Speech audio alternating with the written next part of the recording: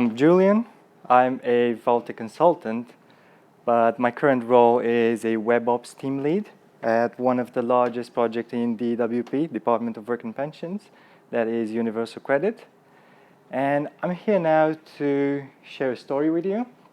Throughout this year, we have been transitioning from a standalone infrastructure team to embedded WebOps inside feature teams.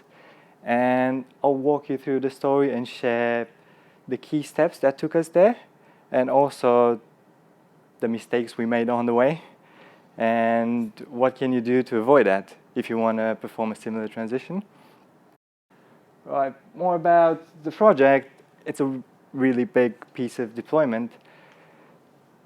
The teams are located on one single floor, but we're talking about 10 teams. With developers and infrastructure, we have actually 2 infrastructure teams.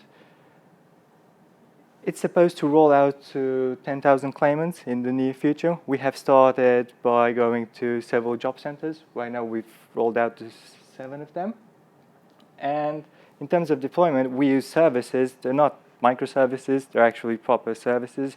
They have a lot of business logic and functionality, but they are deployed across a large infrastructure. And because it's a key project for the department, it has a lot of security controls. So a lot of firewalls in between, in the middle, and a lot of, let's say, special security devices. I can't say more. And we use different backends because of multiple security requirements. You have one only for sensitive data that is encrypted, and you have other backends for storing temporary data or session data. And another challenge is integrating with backend with legacy systems in DWP. So you can imagine something like this, an entire floor of people working on this single program. And you have the infrastructure team, which usually focuses on servers, scaling out, security, performance. You have the feature teams that are focused on integrating with legacy systems. You have other feature teams that are doing web front-end development, and they analyze business requirements in terms of benefits and other things that we need to support. What Universal Credit is we're trying to bring together all the benefits in DWP onto one single name, Universal Credit, so that it's easily manageable and we can understand the customer, the claimant, better.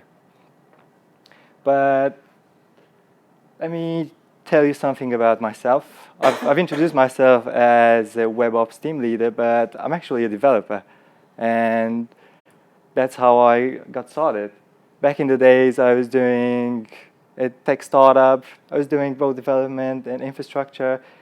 It got out, went live, wasn't successful. Back into development. I really enjoy coding, but I'm also focused on delivery. It's not just about putting something together and deploying something. It's about delivering high-quality software all the way to the customer. And that's what I was missing when I was a developer. And then I slowly moved into infrastructure, or what means to actually deploy software. And that's how I joined Universal Credit as a WebOps. And in time, because the project grew really big, I ended up managing one of the WebOps team. So this is kind of how it was at the beginning of this year. We had 6 dev teams. The developer teams were, you had 3 developers, usually 3 or 4 developers, 2 QAs, a business analyst, and a team leader. They were focused on features. But on the other side, we had 2 infrastructure teams. And that felt odd. Why would you have a separate infrastructure team and not infrastructure team embedded in development teams? Anyway, that was it. I joined an infrastructure team. I was looking forward for this. I knew it was a big project, a big infrastructure. But I still felt the disconnect there were two separate teams, two separate, I guess, silos, because we had problems communicating with the other teams.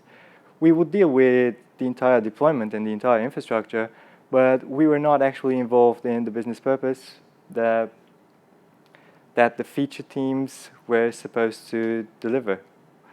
Sometimes we were actually slowing them down because they wanted to deploy, but we had other priorities like performance, or we were scaling a piece of infrastructure. And this is how the transition started. By me joining that team, it made a difference. What had happened, I brought the development practices to the infrastructure team. And it starts like this.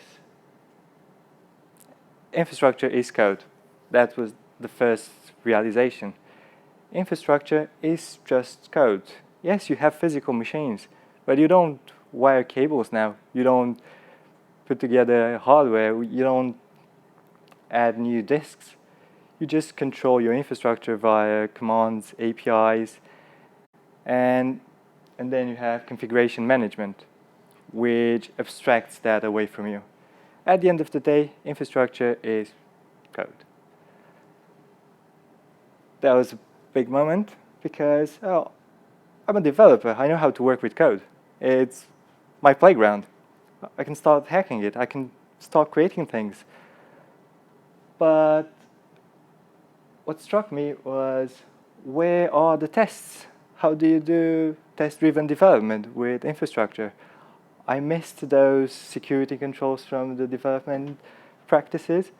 Where is the pipeline? How can I test my infrastructure changes before I go live?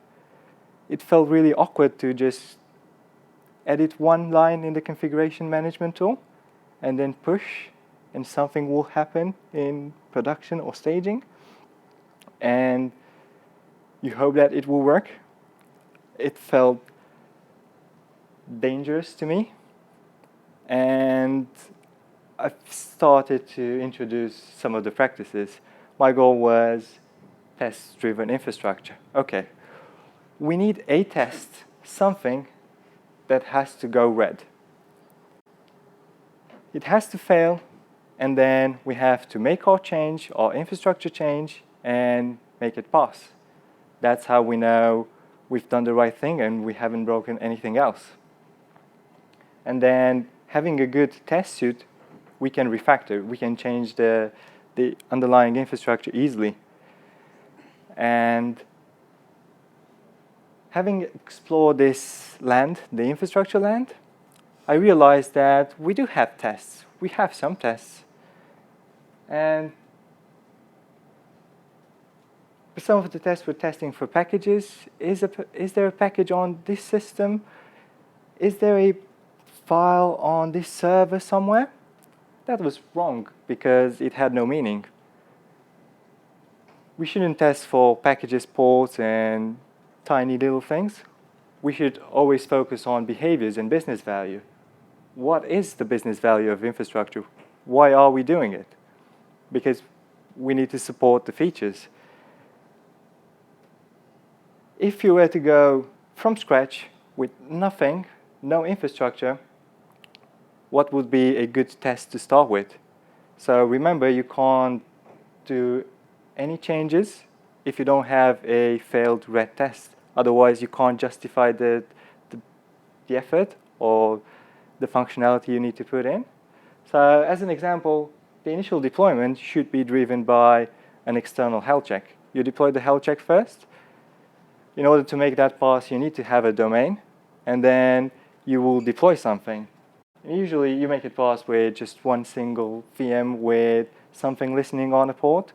You'll make the health check happy, but that's not enough. You have not faked the test.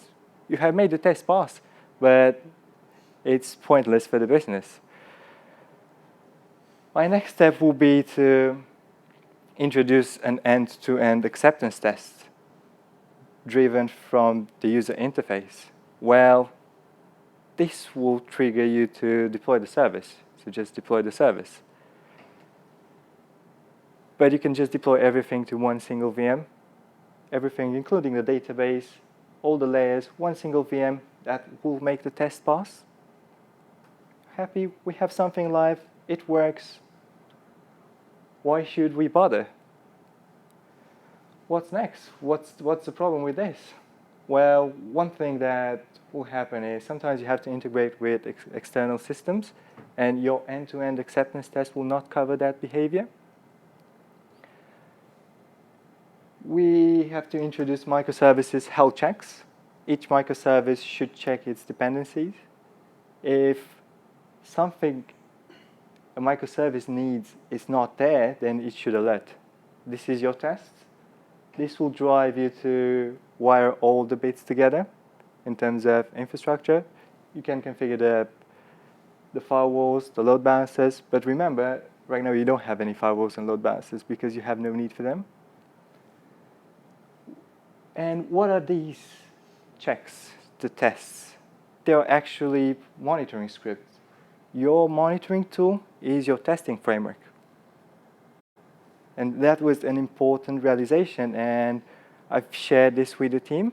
And now we actually consider monitoring tool is our testing framework. We're really careful on what we put there and how we treat it. It's a first-class citizen. You start by writing the monitoring script first, and then you make it fast. Whilst before it was the other way around. We deploy something, and then we see how we can monitor the device. Is it a database? We're going to monitor it this way. But one VM, really, we need more. Business needs more. You can't go live with one single VM. Yes, you can, but why do you need more? Because you want to support more customers, in our case, claimants. So if the need to scale the infrastructure comes from the need for performance, then performance should drive your efforts towards that. And you have to make it explicit. Put together the performance test. Start at the beginning of the project. And use performance data to scale. The easiest way to solve this right now is just to horizontally scale. Take whatever you got here, and you scale it out. Then that's it. That's your performance requirement. But then you'll have the next problem. Let's say cost. It will cost you a lot just to do the horizontal scaling, or you have a data problem, and you can't solve that. But before you make any change, you add a test. You want to have resilience, then add a test for resilience. Actually do kill services in your infrastructure and have a resilience metric. How many single points of failures you have in your infrastructure. Then the cost. Cost is an important factor. You need to measure the cost of the entire deployment. And you have to drive the security behaviors, the right security behavior, by actually testing them. You have security attack vectors. There's the OWASP list that will describe what are the most common flaws. You'll have to test them, and based on the results, you put together a security score, which it will drive your features. Why am I telling you this in the context of embedding infrastructure operations into feature teams? Is because what I'm doing now, I'm bringing the worlds together. I'm making the infrastructure team work more like a development team instead of traditional deployment. And it goes towards infrastructure features. Whatever we do in terms of infrastructure can be described as a business outcome. And at the end of the day, that's why we're all here. We're here to support the business. And we can support it by adding more features or more hardware or infrastructure. Depends on the requirement. But making this visible really helps with prioritization and responsibility sharing and separation. I'll tell you more about this. Infrastructure features. When I joined the team, our backlog looked like this. It was a bunch of tickets. Most of them, I didn't know what they were about.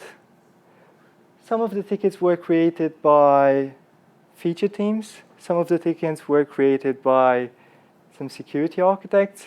Some of the tickets were technical debt that we created ourselves. But what they lack is the proper context. Yes, you can click on them and you have the full Jira ticket where it's being described what you're supposed to do. But there's no clear indication of the business value. Why are we doing this? Why are we doing all the features? And who's driving them? The step is to ask why. These are tasks. They focus only on work, which is good for an infrastructure person. I and we can understand what needs to be done, but it's more difficult to ask the why. But you have to do this in order to understand the business outcome. And by asking the why, you will create we are actually creating a ticket type called measurable outcome. What is the outcome of this effort? Why are we doing these tasks? And why should business care about what we're doing? And we've also noticed that most of the outcomes can be grouped together in an epic. We're focusing on making the releases better, or we're focusing on improving the performance of the entire system, or sometimes we focus on the cycle time. Let me give you an example. There is a ticket here called Replace Zabbix. Well, why should you replace Zabbix? Zabbix is a monitoring tool. There was a ticket about replacing the monitoring tool. That certainly is not an easy task. Why? The explanation was it was too hard to get metrics out of the system. You had limited metrics, and it was too difficult to create aggregates, joint graphs, and reports, which is fine, but why should I care? It's good enough. We can monitor the system. It fails if it breaks. Why do we need that? Well, it turns that in order to improve the performance of the system, we need to analyze the data and create a data model to correlate resource usage with performance. So the actual reason behind that was to improve the performance of the system. The measurable outcome was to support 100,000 claimants. And there were a lot of tasks for that.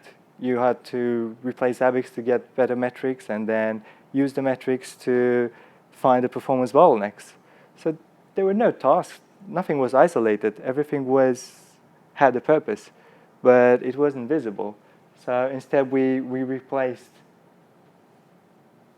the tasks with measurable outcomes. They kind of look like this.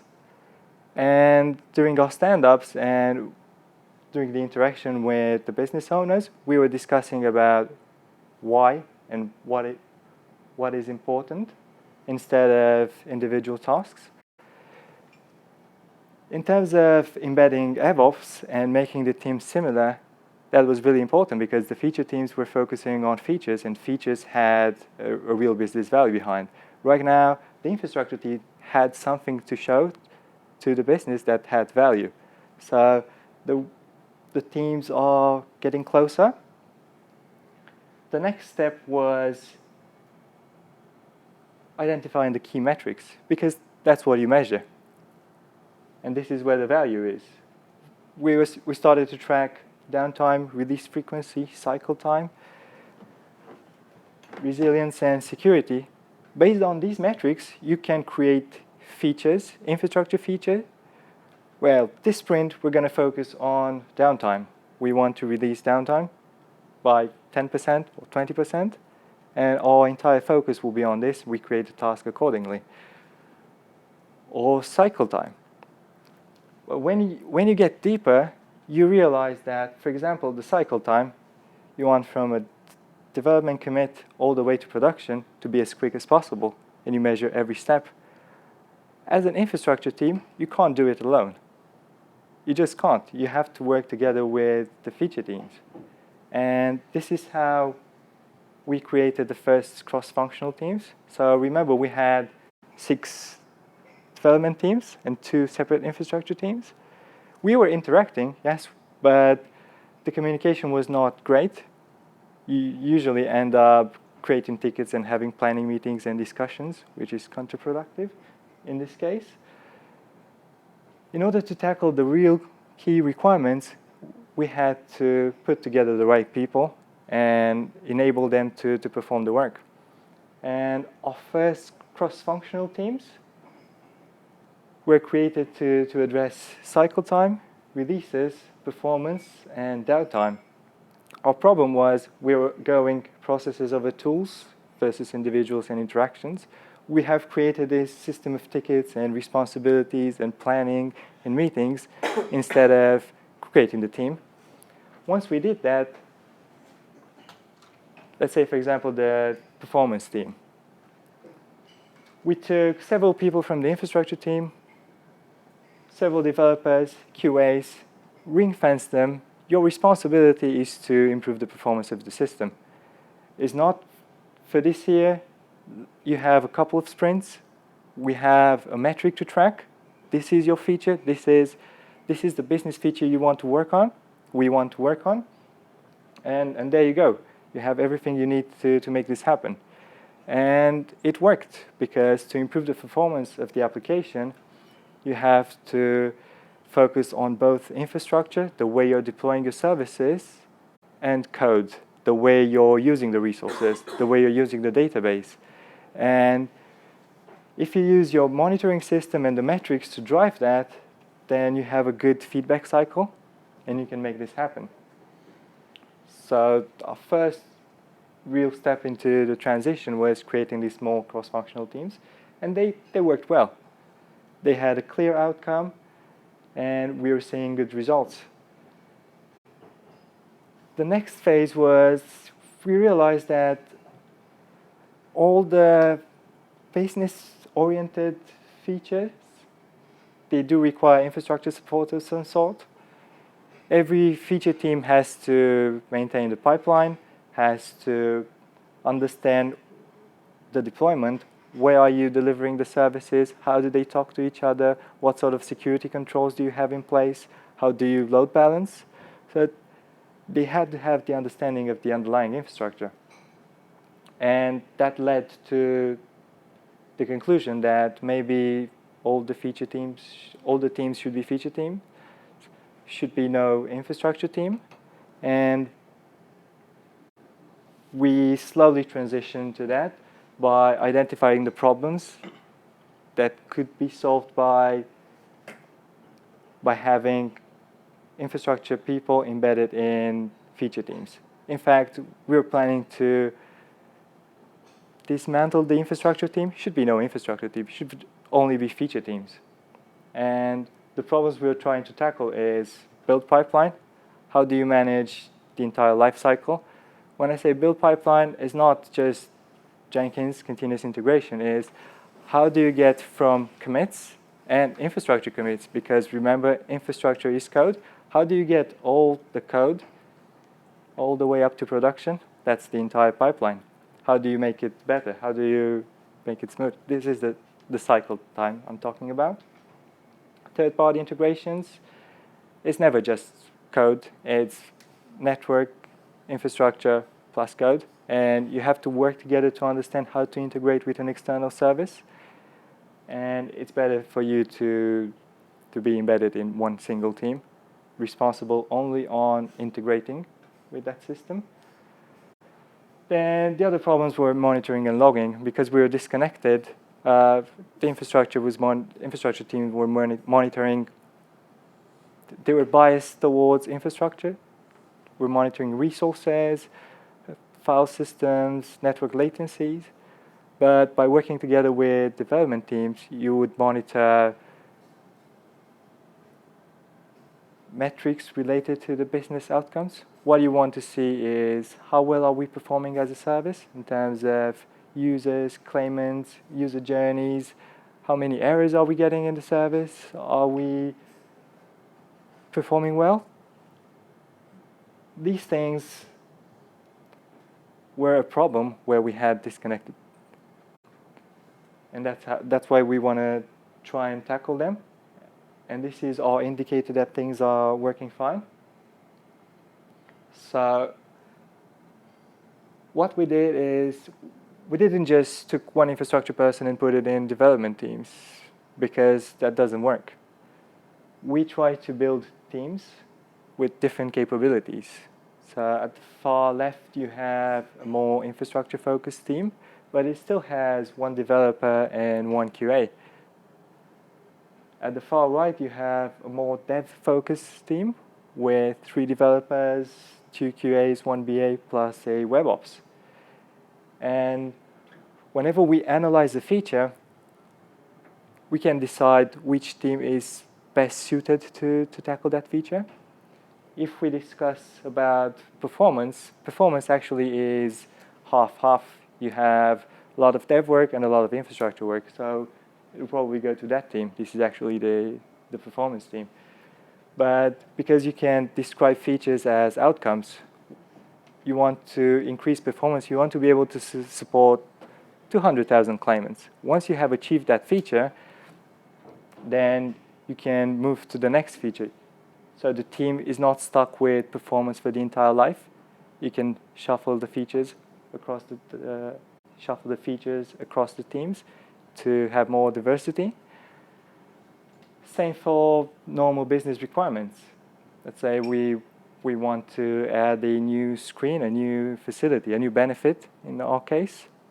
That feature will go to one of these teams because it's dev-focused, but you still have a web ops to enable all the deployment and infrastructure-related work, like creating new servers, adding load balancer entries in the configuration management.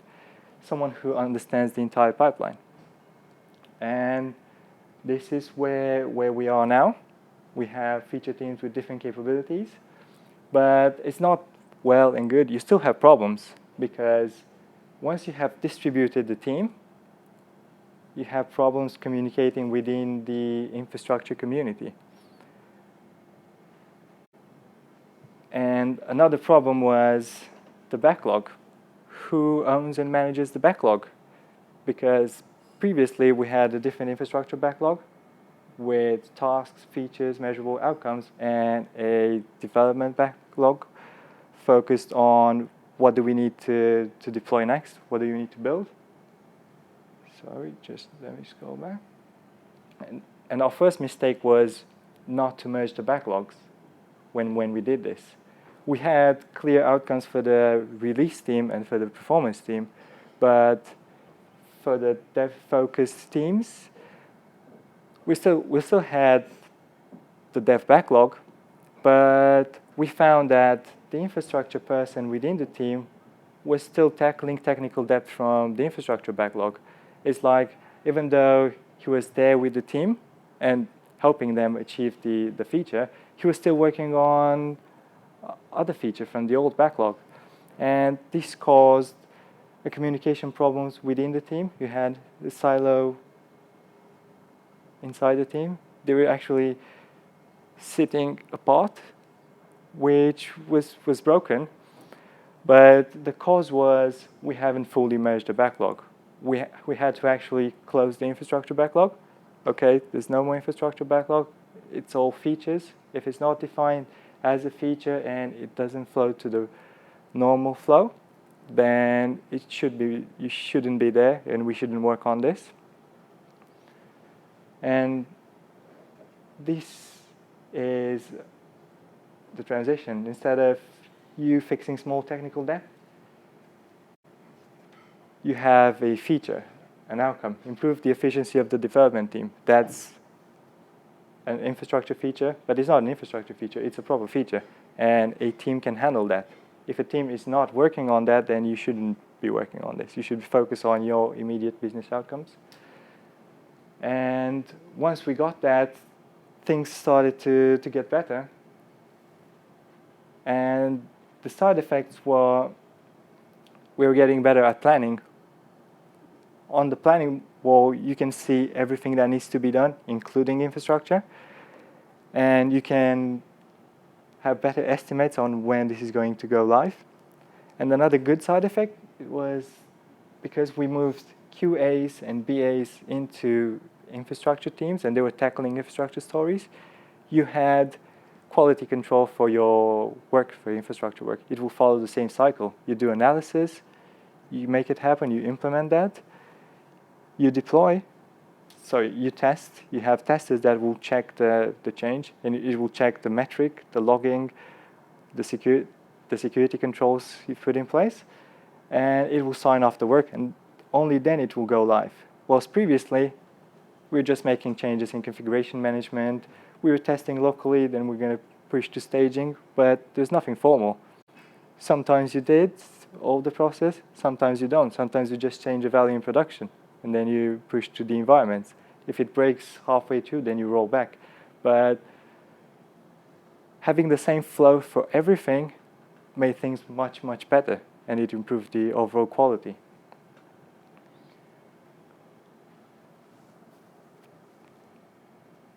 The definition of done.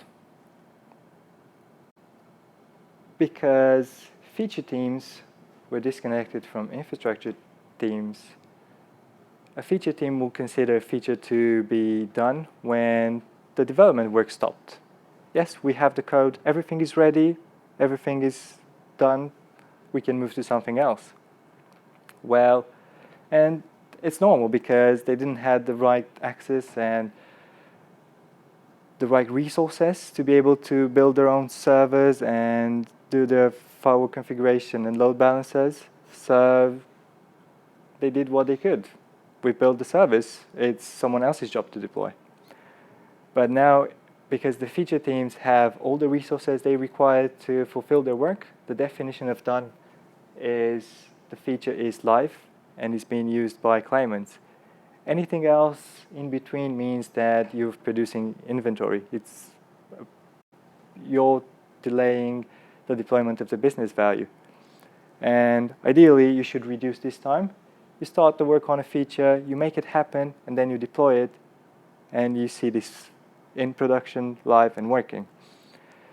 And by empowering the teams to think like this, you're actually reducing the cycle time. Sorry.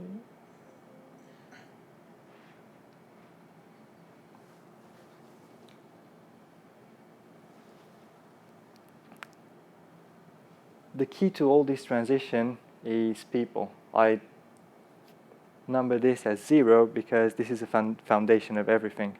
If you focus only on process, if you think that you're just going to take one WebOps and DevOps and put it in each development team and it will just work, you're wrong.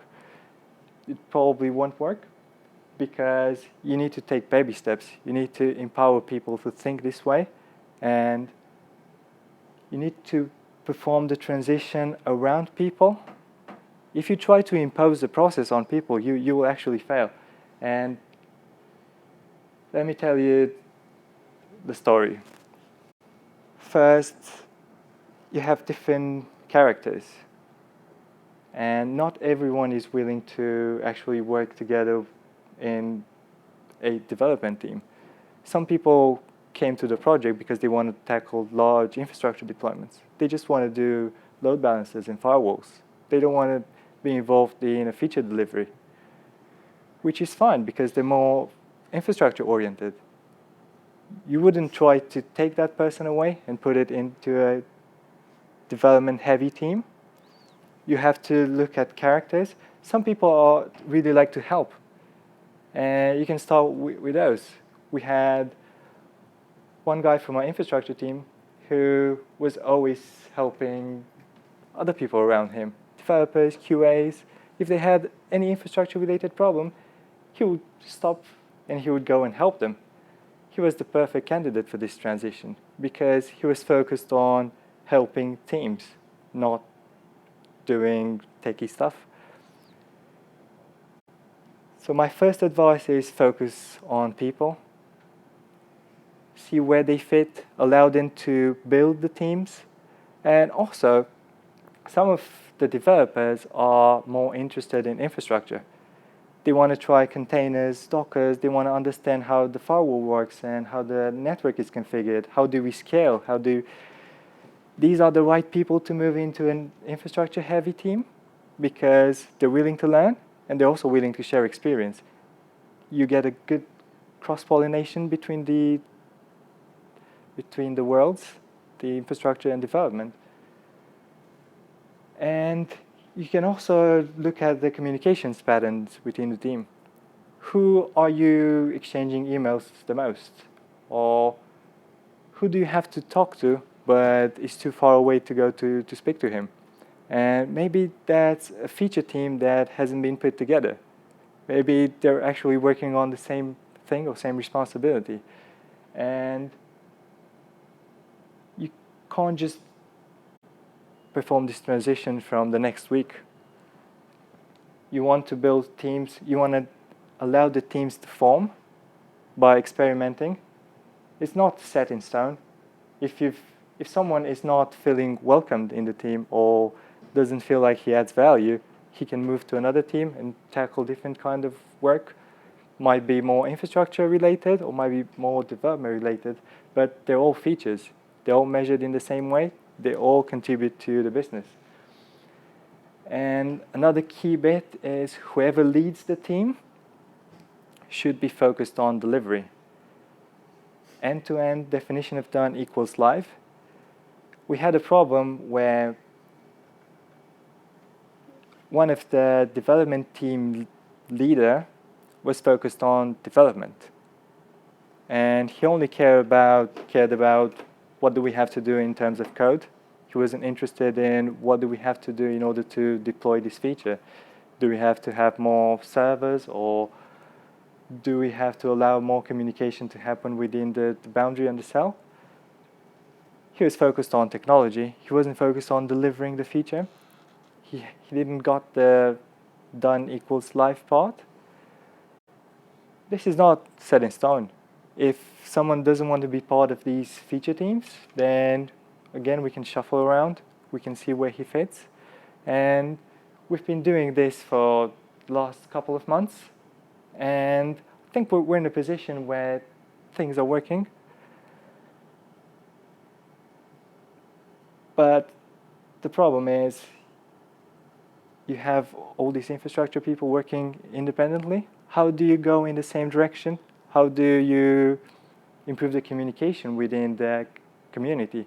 Otherwise, you end up building different things, or you build the same thing twice because everyone is enabled to make the changes in production.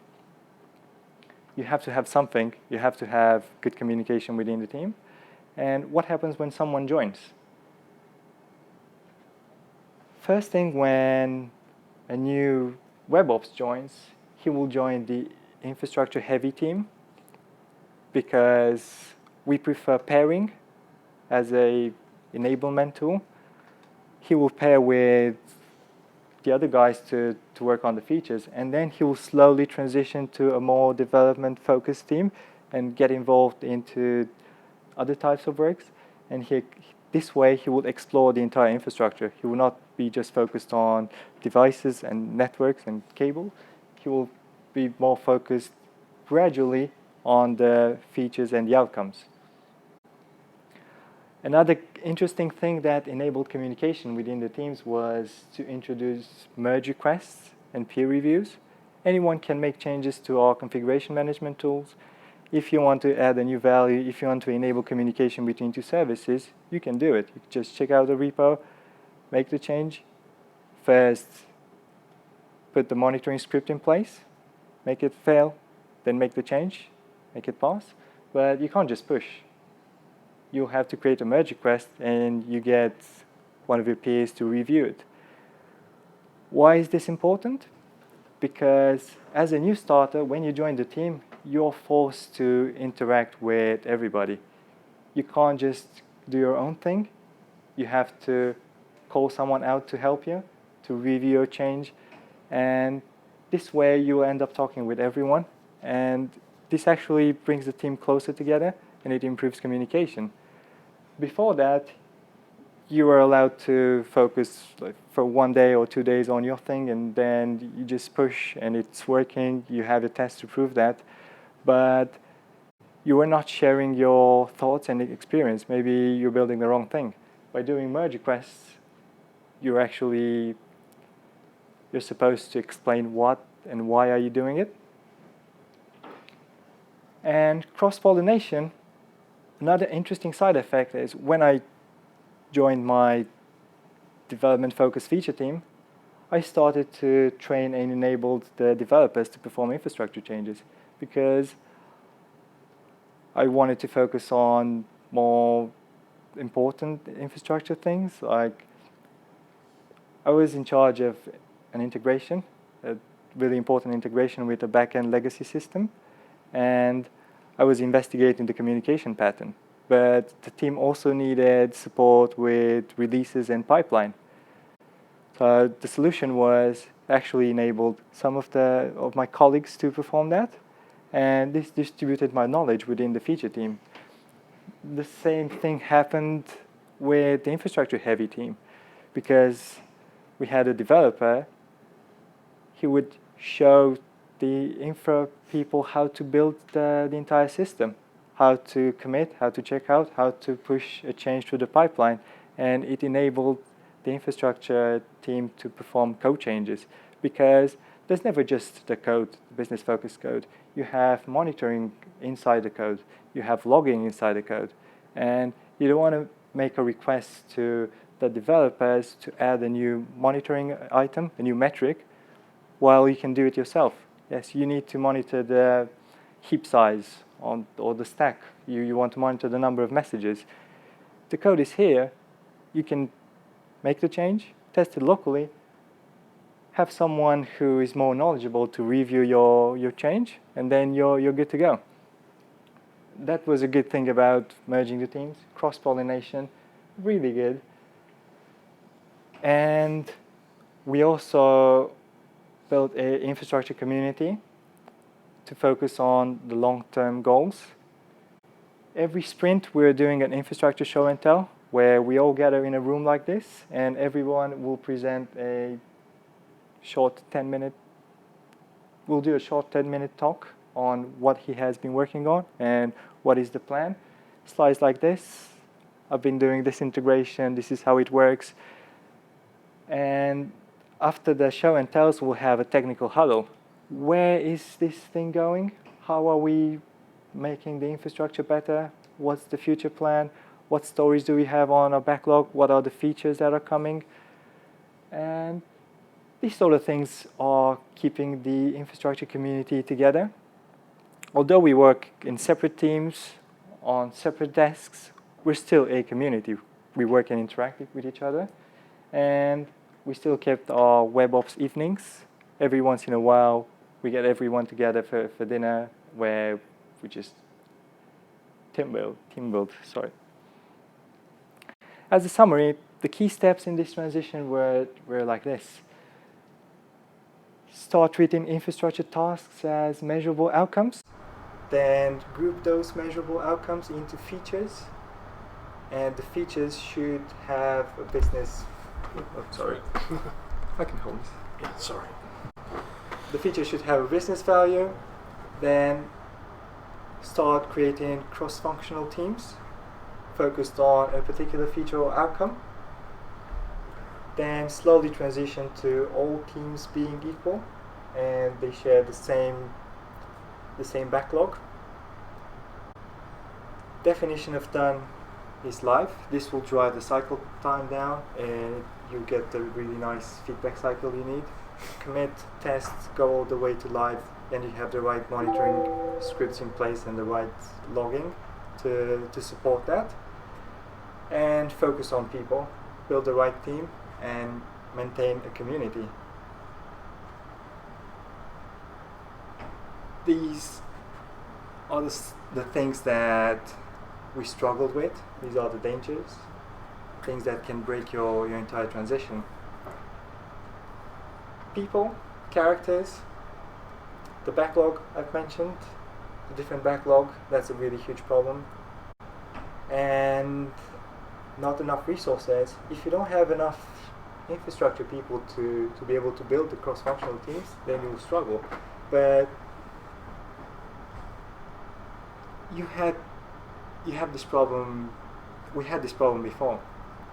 For example, if your infrastructure team is focused on scaling the system or improving the performance, the team will not be able to support the feature teams, will not be able to support the new features that are coming.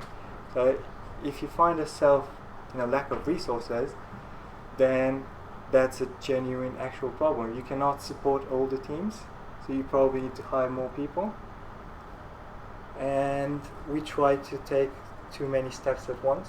Even though what I've described you feels like small steps, when you take 2 people from one team, 2 people from another team, another QA from another team, and you put them together and try to form a team, that's a disruptive change and might not work. If I were to do it again, I would pay more attention on the people and the characters and allow them to start forming a team around the feature instead of trying to put the team together and hope it would just work. And yeah, that's me. Question, please. You mentioned earlier, for instance, you had like the performance team to try to improve the performance of the system, but the system should be code and infrastructure together. But if, for instance, they had to do change in the infrastructure or in the code to do that, while at the same time you have the feature team that is going to work on it, you benefit in your case, which affects part of the code that these people are modifying for performance. So how do you manage, I would say, potential conflicts or changes by 2 different feature teams? Yeah. So the way we're doing it right now is we're continuously integrating all the changes, and whenever you put together a fix, it will go to the same pipeline. If everything passes and all the business acceptance tests are still green, then that's a good change and you can push it.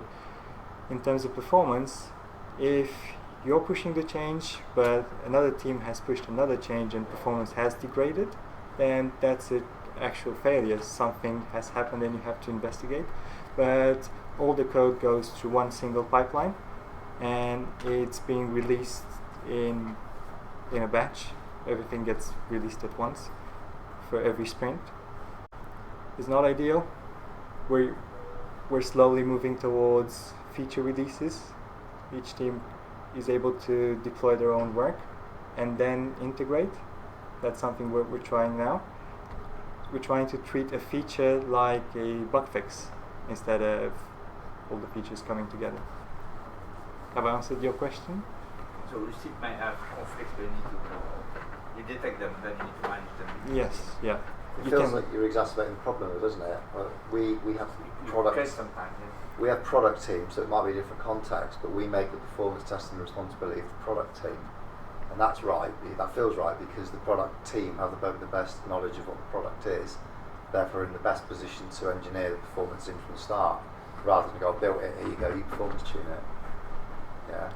So that might be a difference, but the model you describe will end up with increasing the likelihood of a merge conflict and having 2 teams, one responsible for performance and one responsible for feature, which seems like it's inefficient. When you talk about performance, you're talking just the performance of the feature or product, of the thing that product? works in production. In our case, we have just one single product, and I guess that's the reason behind having a team to look at performance across the stack, both infrastructure and code, and yeah. Okay. So our product model, I guess, is arbitrary. We have a search product, but it's no bloody use without the reservation product. So it's just it's a model for thinking about the whole software stuff.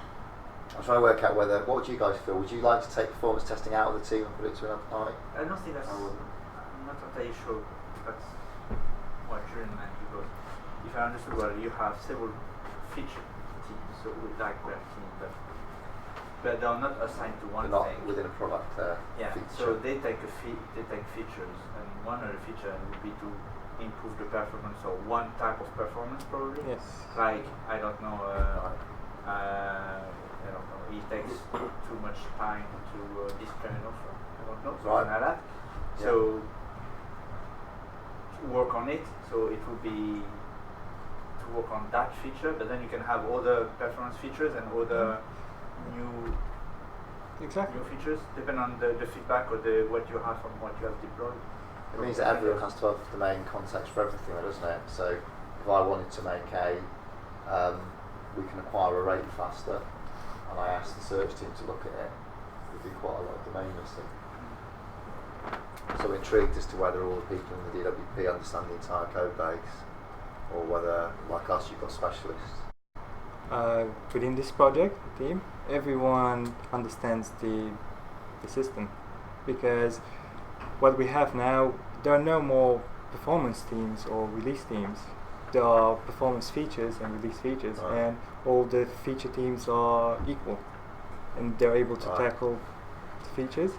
And the way we're distributing knowledge is by actually having them work on different features, because if you have one single feature focused on one single benefit for too long, then the rest of the team will miss the context and will not be able to support the growth. Right. It's almost like they go a vertical slice of the domain. Yeah. And they mix it around all the time. Yes. Yeah, I understand that. It's interesting because we've optimised around our products. Yeah, I know we have. So Gary's specialism is around search. Alex is around scalability for inbound connection from partners. So when I was working for the mortgage group, we did a lean piece of project where we got literally every single business function from IT all the way to actually the call center staff calling people out and going into packaging a mortgage and talking to the lender, all sitting within one desk. So the entire business in one desk. Big desk. It wasn't that big, to be honest. We had about 12 people working together, where telephone, somebody would be calling, that would become a deal. The verifier sitting right next to that person picks it up, takes it away, and then I can also talk to the telesales. Say next time, don't get people with CCJs like this. They don't work very well, or they didn't sing. They kind of help them talk to each other and discuss their problems and whatnot. But it was just a small experiment. Are you describing mob programming there then? Almost. But you have, how many is it services? Is it 60, you said?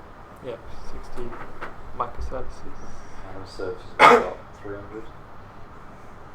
That order across the estate. 300 servers, 300 services. It's interesting. It's just a different model, and I'm kind of intrigued as to we've optimised around product. I'm intrigued to think what would happen if we optimised around feature. I think we'd dilute some of our domain experience, whether that be good or bad or not. That's the trade-off you're making. Yeah. And we decided to take this trade-off in order to distribute the knowledge amongst the team. And yes, you probably get a efficiency hit. Yeah. But you have more people that are able to perform the change. Or resilience. Yeah. People resilience. Sometimes what you think is going to be dilution actually becomes enrichment. That actually, rather than diluting, what you're doing is strengthening the organisation. The organisation, but also the knowledge and the skills of each individual. Yeah, that's true. It could be good in terms of when you have a lot of interactions, because if, like you say, it's like one big product where it has several benefits. So if you become specialized in one benefit, which can be already quite complex, you can lose the. You may not understand how it interacts with other benefits. Yeah, that's true. Like here, you can be specialized, right? But how does it affect the search, or how does it affect something? And you may do changes, you do things, and you don't realize that you have an impact or a type of Be interesting to see how Gary goes on. Gary's moving out of search into grades, so it'll be interesting to see how he feels about keeping both domains in his head. Whether it's easy. One of them feels easy. significantly bigger than the other. Yeah. Search isn't quite as big as